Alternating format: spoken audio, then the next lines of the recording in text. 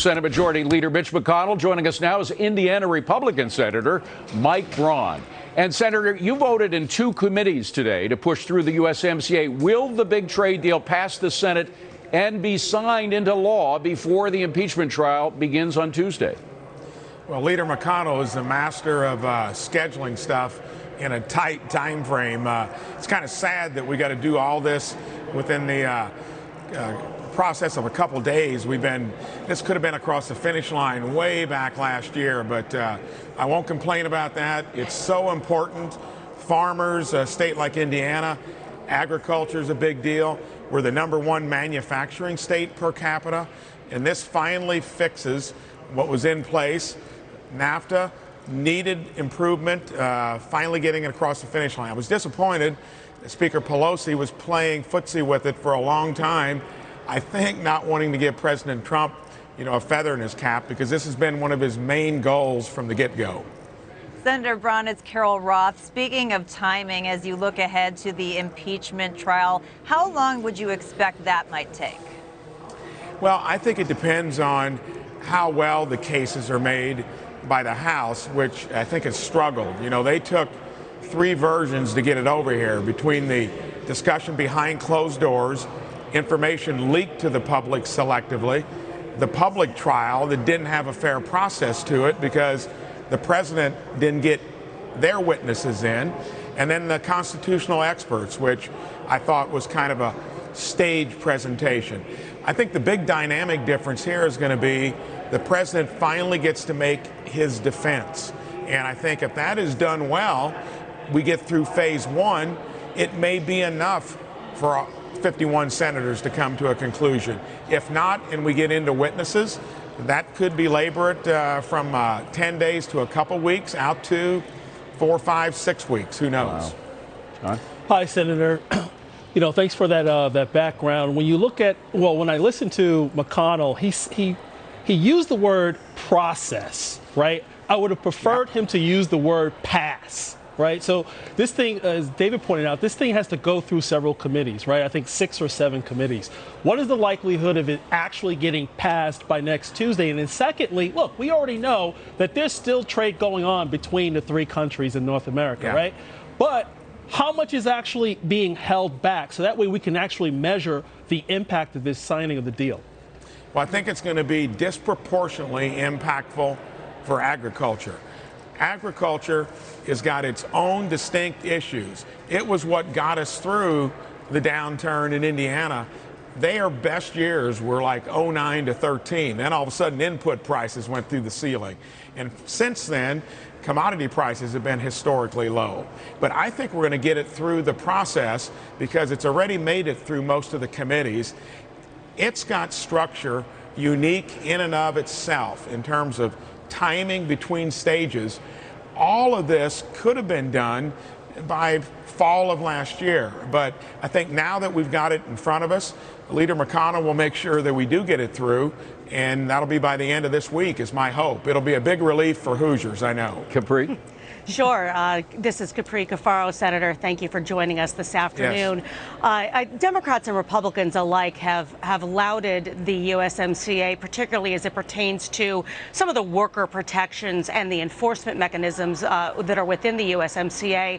So, assuming that this is passed and then, ratified and signed, what is the adjudication process in very, basic terms that we can expect if there is a violation that occurs in regards to, the provisions within USMCA, if it comes to, for example, with the worker provisions in Mexico, for example. What then happens? What do we do? I think there was some concern, especially within our conference, that would be bureaucratic. It may be hard to adjudicate through it, but not knowing the particulars, I feel comfortable from the folks that have worked on it that it acknowledges there's stuff for everyone in there. And I've only been here a year, but I now know that you're never going to get anything across the line in its pure form from your point of view.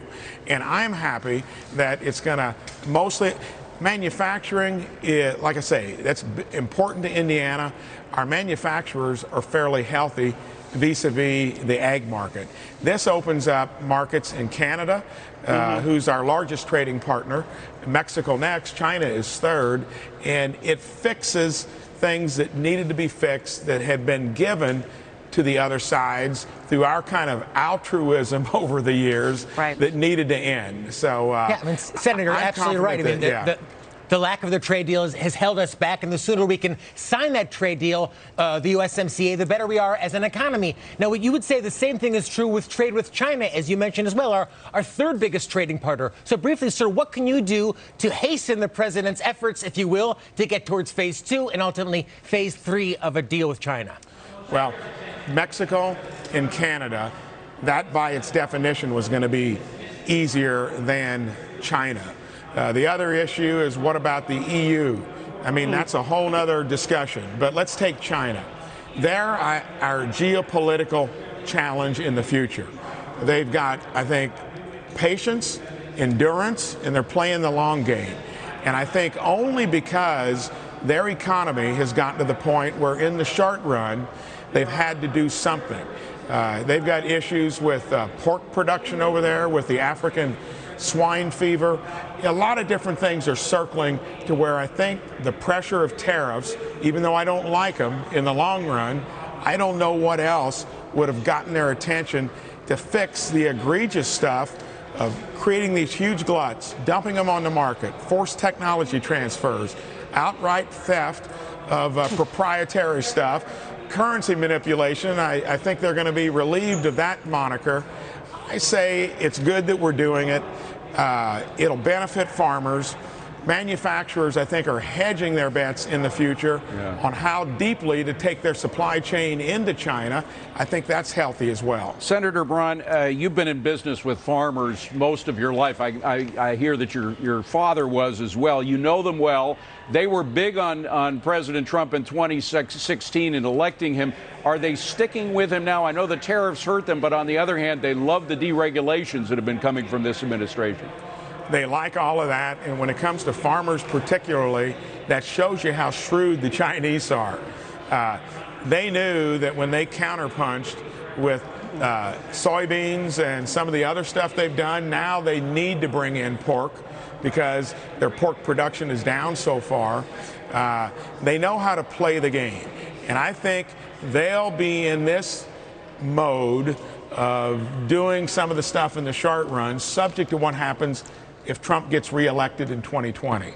When he does, I think that'll be another paradigm shift to where we may get some things done of more substance and more broadly to see if they're going to, blend in with the fabric of world trade like everybody else does. But just very quickly, we got to run, but I got to reemphasize the question, which is, are farmers standing by President Trump, and will they continue to support him in 2020 in the November election?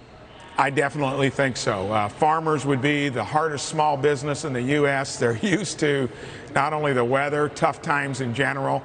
They knew somebody had to take the Chinese on for their own sake in the long run. So, yes, they'll stick with it. Senator Mike Braun, great to see you, Senator. Please come back and see us again. Appreciate it. Will do. Privacy versus security. Apple sparring with the Justice Department over unlocking a terrorist phone.